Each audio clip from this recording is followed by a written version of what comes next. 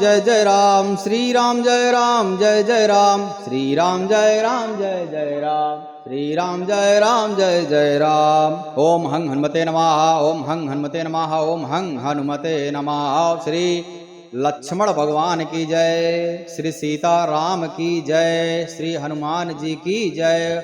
नमः पार्वती पतये हर हर हर हर हर महादेव। लंकापति रावण ने, ठीक है, लंकापति रावण ने क्या किया, अपने जितने भी राक्षसी सेना थी ना, सबको समझाया कि माता सीता को डराओ धमकाओ जिससे मुझसे शादी करने के लिए मान जाए। ठीक है, तो इसमें दोहा नंबर 10 है। भवन गयहु 10 कंधर यहाँ पिशाचिन वृंद सीता ही त्रास दिखावई धरहि रूप बहुमंद। बहुत प्रकार का रूप धर के सीता जी को डराओ जिससे सीता जी डर जाए और मुझसे शादी करने के लिए मान जाए। ठीक है, उसमें अब यहाँ पर भगवान की ऐसी कृपा होती है, ऐसी लीला होती है, किसी को यह नहीं सोचना चाहिए कि मेरे ही वजह से भगवान का काम काज चल रहा है या फिर मैं ही भगवान की सेवा कर रहा हूँ और कोई भगवान की सेवा नहीं कर रहा है। भगवान की बिना इच्छा के एक पत्ता भी नहीं हिलता है। जहाँ पे बहुत सारे राक्षस है वहाँ पर भी भगवान के भक्त उपस्थित हैं। ऐसा नहीं है कि भगवान के भक्त हर जगह हैं जहाँ जहाँ उसकी आवश्यकता है। अब माता सीता के सामने भी ये परम भक्त त्रिजटा नाम राक्षसी एका रामचरण रति निपुण विवेका, वह भी जो राक्षसी थी वह भी श्री रामचंद्र जी की भक्त थी। अब ऐसा नहीं कि हनुमान जी ही सारा कार्य कर रहे हैं, हनुमान जी तो अपना कार्य कर रहे हैं, लेकिन जहाँ पे जैसी अभी हनुमान जी का यहाँ पे रोल नहीं है, वह पेड़ पे बैठ करके सूक्ष्म रूप रख करके छुपे हुए हैं। उन्होंने प्लान बनाया है कि हम सुबह में छुपेंगे और रात में अपना काम करेंगे, माता सीता को ढूंढने का जो भी कार्य रहेगा। ठीक है, और यदि सुबह में निकलेंगे तो कोई देखेगा तो लड़ाई झगड़ा प्रारंभ हो जाएगा।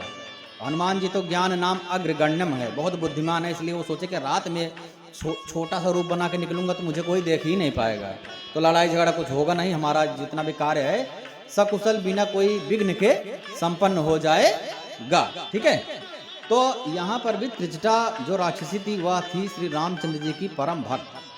सबहों बोल सुनाई से सपना, और वो क्या कि एक स्वप्न देखा। हम लोग सोते हैं तो स्वप्न देखते हैं ना।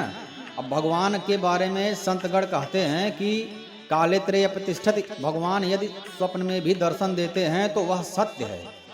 कोई संतगण दर्शन देता है तो वह सत्य है, क्योंकि भगवान तीनों कालों में सत्य हैं, इसलिए स्वप्न में भी सत्य हैं और वास्तविक जीवन में भी सत्य ही है। क्योंकि सत्यनारायण स्वामी उनका नाम ही सत्य है, सच्चिदानंद रूपाय, सबसे पहले उनका जो गुण है सत्य ही स्वरूप है वो।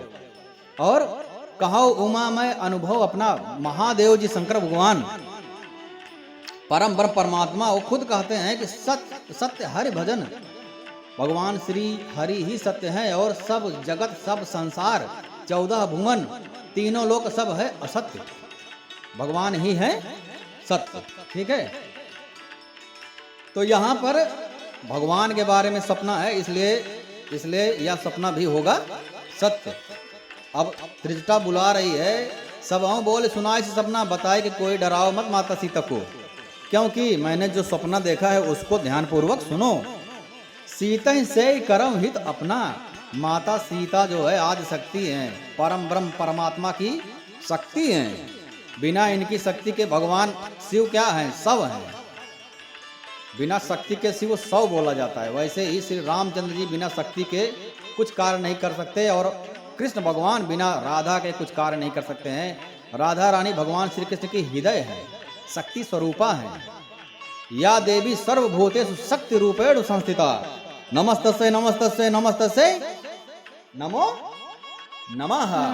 ठीक है, तो त्रिजटा ने बताया कि माता सीता से ही जिसको अपना हित करना है, कल्याण करना है, हमारे पास एक अवसर मिला है, उस अवसर का लाभ उठाया जाए और सब लोग माता सीता से अपना हित करो। उसमें एक त्रिजटा नामक राक्षसी थी, उसकी श्री रामचंद्र जी के चरणों में बहुत प्रीति थी, वह विवेक और ज्ञान में निपुण थी। उसने सबको बुला करके अपना स्वप्न सुनाया और कहा, सीता जी की सेवा करके ही अपना कल्याण कर लो, यह सुंदर अवसर अब मिला है, पता नहीं अब कब मिलेगा, हमारे पता नहीं कौन से पुण्य उदय हुए हैं जिसके फल स्वरूप माता सीता हमारे सामने प्रस्तुत हैं। सपने बानर लंका जारी, जात धान सेना सब मारी। मेरे स्वप्न में मैंने देखा एक बंदर आया हुआ है, स्वप्न में मैंने देखा कि एक बंदर ने लंका जला दिया है और राक्षसों की सारी सेना मार डाली है, और रावण नंगा है, गदहेपन पर सवार है, खर आरूढ़ नगन 10 सीसा, नगन अर्थात नग्न है, 10 शीश नग्न है, और खर अर्थात गदहे पर सवार है। ये सबसे ज्यादा अपशगुन स्वप्न होता है, ठीक है। यदि स्वप्न में कोई अपने आप को देखे कि गदहे पे सवार हो, तो अर्थात उसकी मृत्यु जो है निकट है, हाँ, अर्थात उसकी जान जा सकती है। गदहे पर सवार बहुत अपशगुन माना जाता है। और वह नंगा, कोई भी प्राणी अपने आप को नंगा देखता है तो यह भी बहुत ही अपशगुन है। उसके सिर मुड़े हुए हैं, वह है टकला। रावण, लंकापति रावण है टकला स्वप्न में कितना खतरनाक स्वप्न है यार। टकला है और गदहे पे सवार है और वो है नंगा ठीक है। 20 भुजाएं कटी हुई हैं और उसकी जितनी भी भुजाएं अर्थात उसकी जो शक्ति है जिस पर उसको घमंड होता है, 10 शीश 20 भुजा, वो सारी भुजाएं कटी हुई है अर्थात उसकी सारी शक्तियों का नाश हो गया है और वह खुद बहुत ही अपशगुन स्वप्न में है। वो उसकी भुजाएं कटी हुई है, टकला हो गया है, नंगा हो गया है। जितने भी अपशगुन है वह सब जो है रावण के साथ हुआ है। और यह स्वप्न त्रिजटा ने सारे अपने राक्षसी जो भी उनका राक्षसी सेना थी सबको बुला करके त्रिजटा बताई। यही विधि सो दक्षिण दिश जाई और लंका मनव विभीषण पाई। इस प्रकार से वह दक्षिण यमपुरी दिशा को जा रहा है। दक्षिण दिशा जो है यमराज की दिशा माना जाता है। दक्षिण दिशा इसलिए बहुत ज्यादा अशुभ माना जाता है, ठीक है। कोई भी कार्य हम लोग करते हैं तो यह होता है कि दक्षिण दिशा की तरफ मुख मत करो। घर का मुख्य द्वार जो होता है वह भी दक्षिण दिशा की तरफ ना हो, क्योंकि दक्षिण दिशा से यमराज का आगमन होता है, ठीक है। दक्षिण दिशा में यमराज रहता है। और रावण जो है नंगा है, उसकी भुजाएं कटी हुई है, टकला है, गधे पे बैठ करके दक्षिण दिशा में जा रहा है अर्थात वह मृत्यु को प्राप्त हो चुका है। उसको यमराज लेकर के अपने घर पे जा रहे हैं, अपने संयमनीपुरी पे जा रहे हैं। और मानो लंका विभीषण ने पाई और लंका के राजा विभीषण बन चुके हैं। नगर में श्री रामचंद्र जी की दुहाई फिर गई है, तब प्रभु ने सीता जी को बुला भेजा है। मैं पुकार करके निश्चय के साथ कहती हूँ कि यह स्वप्न 4 अर्थात कुछ ही दिनों में सत्य होने वाला है। उसके वचन सुन करके सारी राक्षसियां डर गई। इस प्रकार का स्वप्न उसने जब सुनाया ना त्रिजटा ने, तो जितनी राक्षसी थी सब डर गई। बोली कि अरे अगर यह सत्य हो गया तब तो रावण मर जाएगा और माता सीता को कोई भी अगर त्रास देगा तो फिर माता सीता बदला लेंगे फिर, क्योंकि वो रानी हो जाएगी, लंका की भी रानी हो जाएंगी। तो जानकी के माता सीता के चरणों पर पड़ गई। यह सपना मैं कहूँ पुकारी, होई हैं सत्य गए दिनचारी। कुछ ही दिनों में यह सपना सत्य हो जाएगा। तास वचन सुनते सब डरी। यह वचन सुनकर सब डरने लगी और जनक सुता के चरण परी। माता जानकी के चरणों पे सिर नवा करके उनकी वंदना करने लगी। और तब वे सब जहां तहां चली गईं। कोई भी माता सीता को कोई प्रकार का कष्ट नहीं दे सका। यह सब भगवान श्री रामचंद्र जी की लीला ही थी कि राक्षसों के समूह में भी कोई कुछ नहीं कर सकता। प्रभु की लीला। जा पर कृपा राम की होई, ता पर कृपा करहु सब कोई। भगवान श्री राम की कृपा है तो हर कोई दुश्मन भी उसके ऊपर कृपा कर देता है। लंगड़ा पर्वत पे दौड़ते हुए चढ़ जाता है और मूक प्रवचन करने लगता है, वेद शास्त्र का ज्ञाता हो जाता है। यह सब कृपा की वस्तु है। इसलिए हाथ जोड़ करके भगवान का सुमिरन करना चाहिए, उनकी कृपा को मांगना चाहिए। इसके अलावा कुछ भी नहीं मांगना चाहिए, क्योंकि कृपा करेंगे तो जो तुम्हारे लिए, जो प्राणियों के लिए सबसे उत्तम मार्ग होगा, सबसे ज्यादा शुभ होगा, वही भगवान कृपा करके आपको प्रदान करेंगे। एक थे संत श्री धाम वृंदावन में, व्यास जी बोले जाते थे। तो उनके शिष्य ने बहुत सेवा की, वृद्ध हो गए थे और इतने सिद्ध संत थे वो कि भागवत साक्षात्कार संत थे। तो उनको ध्यान में उन्होंने क्या देखा, तीसरे नेत्र से उनको पता चल गया कि मेरा कल है अंतिम दिन, कल मेरे शरीर पूरा हो जाएगा और मैं चला जाऊंगा भगवत धाम। ठीक है, तो उन्होंने अपने शिष्य को बुलाया और बोला कि तुमने मेरी बहुत बड़ी सेवा की है, आज के बाद से या कुटिया अब मेरा जो भी है अब तुम संभालो और बताओ तुमको क्या चाहिए, मैं सब कुछ देने में सक्षम हूँ।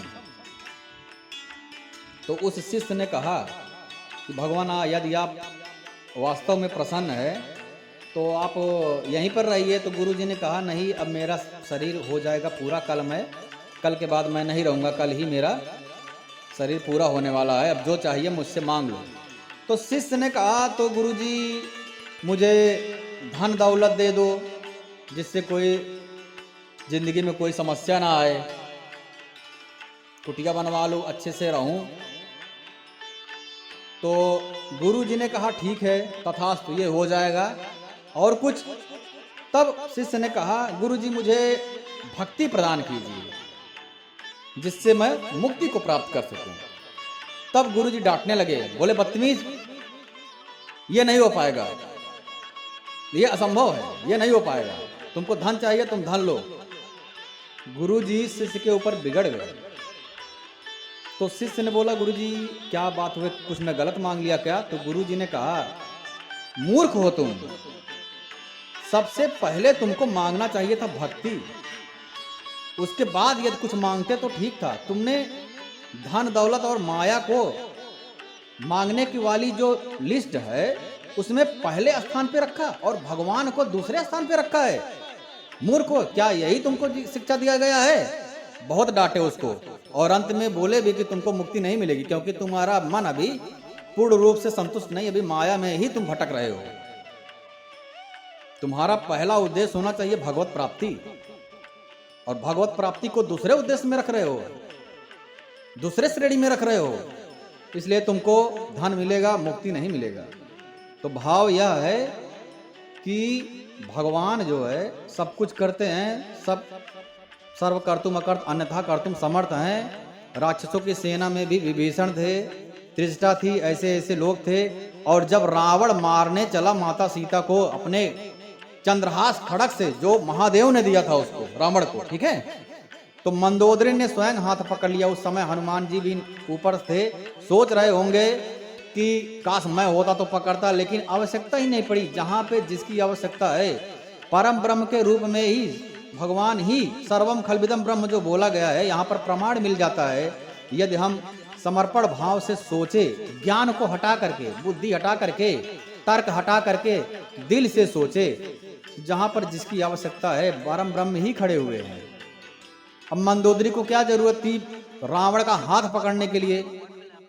पकड़े, रावण का हाथ पकड़े, माता सीता को कुछ भी कष्ट नहीं हुआ। और यहाँ पर त्रिजटा आ गई, त्रिजटा ने सब कुछ बता दिया और जितनी राक्षसी थी मानो सीता जी की दास हो गए, उनकी सेवा करने लगी, चरण वंदना करने लगी।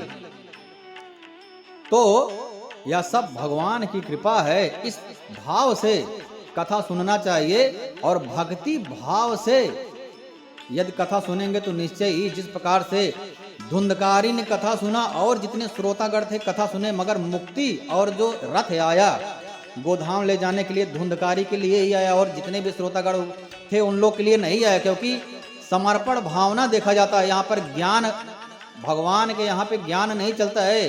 प्रेम गली अति साकरी तामे दो न समाये, प्रेम चलता है, भक्ति चलता है।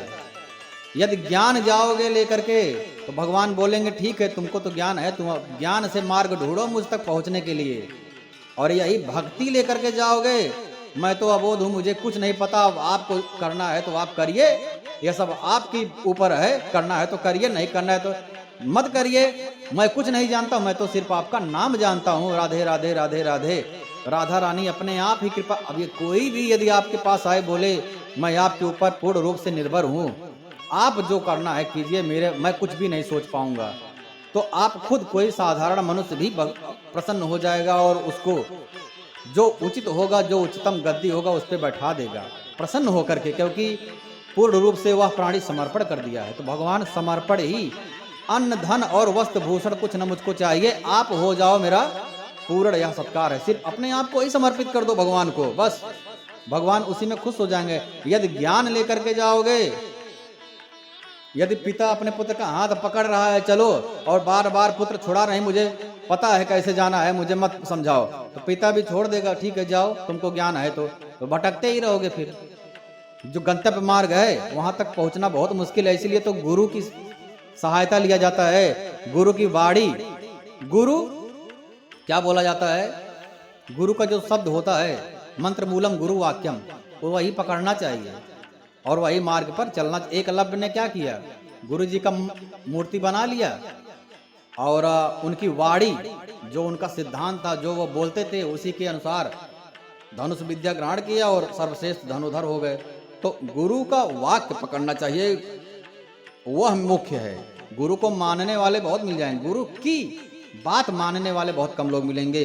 गुरु जी ऐसे ही बोलते हैं। तो यहाँ पर भगवान श्री रामचंद्र जी की कृपा से ही सब हो रहा है। जहाँ पे जिसकी आवश्यकता है, जिस भक्त को अब अग्नि जल रहा है, लंका दहन हो रहा है, लेकिन अग्नि की इतनी मजाल नहीं है कि एक विभीषण का घर ना ही सारा नगर निमिष, सारा नगर जल गया, लेकिन विभीषण जी का दरवाजा अग्नि देवता पार नहीं कर सके। क्या हुआ, ये लीला ही तो है भगवान श्री रामचंद्र जी की। देखा जाए तो ऐसा लगता है सब कुछ भगवान ही करवा रहे हैं। तो सीता जी मन में सोच करने लगे कि 1 महीना बीत जाने पर नीच राक्षस जो है रावण मुझे मार देगा।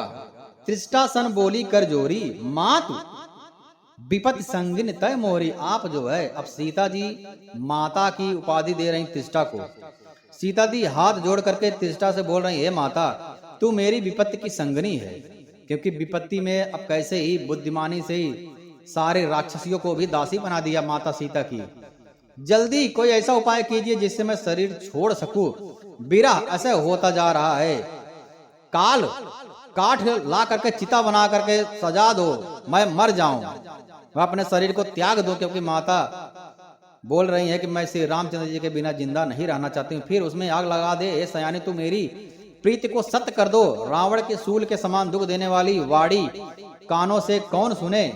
सीता के वचन सुन करके त्रिष्टा ने चरण पकड़ करके उन्हें समझाया। सुनत वचन पद गहि समझाए, चरण पकड़ करके समझाया। प्रभु का प्रताप बल और सुयस सुनाया। हे सुकुमारी सुनो, रात्रि के समय आग नहीं मिलेगी। ऐसा कहकर वह अपने घर चली गई।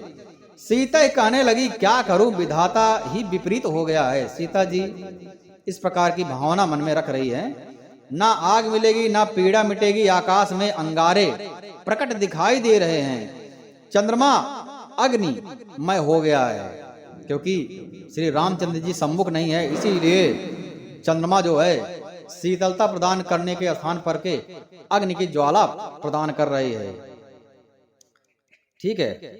और यह सब महा हनुमान जी, बजरंग बली, ज्ञान नाम अग्रगणम महादेव, इग्रहवा रुद्र अवतार, कपि हरि कपि कर हृदय विचार, दीन मुद्रिका डारि तब जन अशोक अंगार, दीन हरस उठ कर गयो।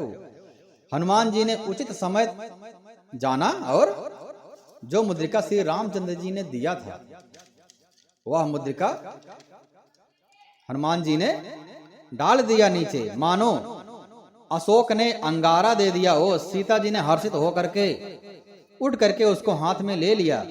तब देखी मुद्रिका मनोहर, इतना सुंदर मुद्रिका, राम नाम अंकित, अति सुंदर। उन्होंने राम नाम से अंकित अत्यंत सुंदर एवं मनोहर अंगूठी देखी। अंगूठी को पहचान करके सीता जी आश्चर्यचकित होकर के उसे देखने लगी। यह तो जाना पहचाना अंगूठी लग रहा है और इतना सुंदर अंगूठी है, और यह यहाँ पर कैसे आ गया। हर्ष तथा विषाद के हृदय से अकुला उठी, जैसे कुछ अनहोनी हो जाता है, आश्चर्य हो जाता है। ठीक है, लॉटरी लग गया 2 करोड़ का, 5 करोड़ का, तो हर्ष इतना ज्यादा हर्ष होगा कि आंखों से आंसू भी निकलेंगे और हंसी भी आएगा। वही दशा माता सीता की हो रही है। और जीत को सकह अजय रघुराई, रघुराई तो अजय हैं।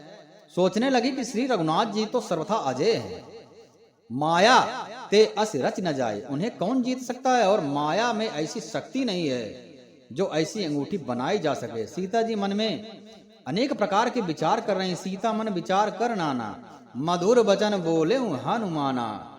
अनेक प्रकार के विचार कर रही हैं, कैसे आई यह अंगूठी, कोई जीत नहीं सकता रघुनाथ जी को और माया से रच नहीं सकता है। तो वास्तविक यह अंगूठी तो वास्तविक है, और वास्तविक है तो लाया यहाँ पे कौन, क्योंकि किसी को तो पता ही नहीं है मैं कहाँ पर हूँ इस समय। इस प्रकार के अनेकों विचार मन में चल रहे हैं, और यह सब लीला हो रही है, क्योंकि माता सीता सत्य नहीं है।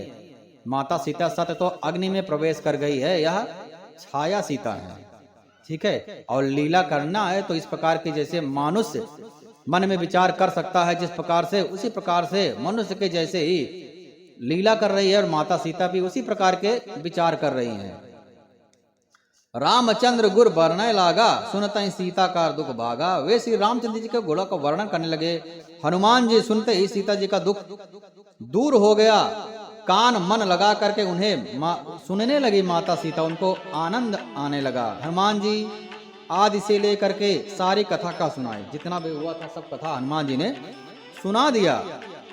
भगवान सत्संग में श्री रामचंद्र जी का सबसे ज्यादा प्रभावशाली होता है मंत्र, मंत्र से बड़ा होता है नाम संकीर्तन, नाम संकीर्तन से भी बड़ा होता है भगवान श्री रामचंद्र जी का कथा, उनकी लीला का गुणगान करना, क्योंकि उससे भक्ति भावना सबसे ज्यादा प्रबल होती है, सबसे ज्यादा उसका आगमन होता है भक्ति का। अब जैसे ही रामचंद्र गुरु बनने लगा, सुनता ही सीता का दुख भागा। पहले सीता जी कितनी ज्यादा अभी मरने की बात कर रही थी, लकड़ी लाओ, आग लाओ, जला दो मुझे, चंद्रमा इतना शीतल है, आग के जैसा दिखाई पड़ रहा है, ये वो सब। अब जैसे ही रामचंद्र जी का गुण बढ़ने लगा, सुनता ही सीता का सुख, सुनता को सुख आ गया, दुख भाग गया। तो इसलिए बोला जाता है कि सत्संग जो है बहुत जरूरी है। जितने भी दुख है सब की निवृत्ति हो जाती है और आनंद का अनुभव होने लगता है, क्योंकि सत्य हरि भजन जगत सब सपना, सवना मित जे कथा सुहाई। अब सीता जी बोली, जिसने कानों के लिए अमृत रूप या सुंदर कथा कही है, कहो सो प्रकट हो, लेकिन भाई प्रकट क्यों नहीं हो रहे हो। तब हनुमान जी पास चले गए, तब हनुमंत निकट चल गया हूँ, फिर बैठी मन विस्मय भयो।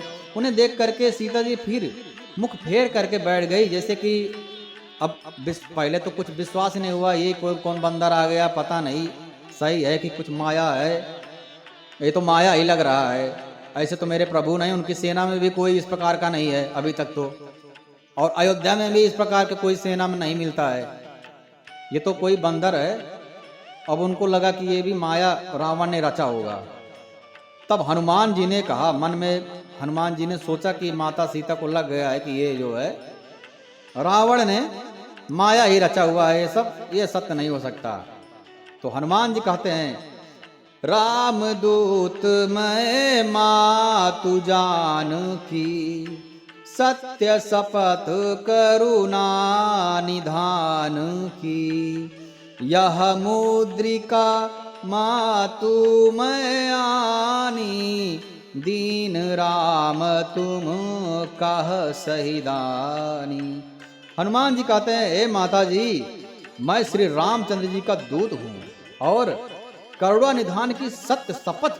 अब यहाँ पर शपथ, वैसे भी शपथ खाना बहुत ही मना किया जाता है, शपथ नहीं खाया जाता, लेकिन यहाँ पर हनुमान जी बिना कुछ दूसरे विचार के शपथ खा रहे हैं, क्योंकि मन में यही विचार हो रहा है ना कि माता सीता को अभी भरोसा नहीं हो रहा है कि मैं सच में रामचंद्र जी का दूत हूँ। इसलिए पहले ही, क्योंकि ज्ञान नाम अग्रगण्यम है, इसलिए कुछ भी मौका नहीं दे रहे। वैसे ही माता जी दुखी हैं इतना, तो मैं श्री रामचंद्र जी का दूत और या मैं सत्य कहता हूँ, मैं शपथ लेता हूँ करुणा निधान की कि मैं सत्य कह रहा हूँ, मैं श्री रामचंद्र जी का ही दूत हूँ, और यह मुद्रिका जो है मैं लेकर के आया हूँ, यह अंगूठी मैं हिलाया हूँ, और श्री रामचंद्र जी ने मुझे आपके लिए ही यह शहीदानी निशानी पहचान, दीन राम तुम कह शहीदानी पहचान के लिए दिया है कि जब मिलना तो यही अंगूठी दे देना, माता सीता जी पहचान जाएंगी कि तुम सच में श्री रामचंद्र जी के दूत हो।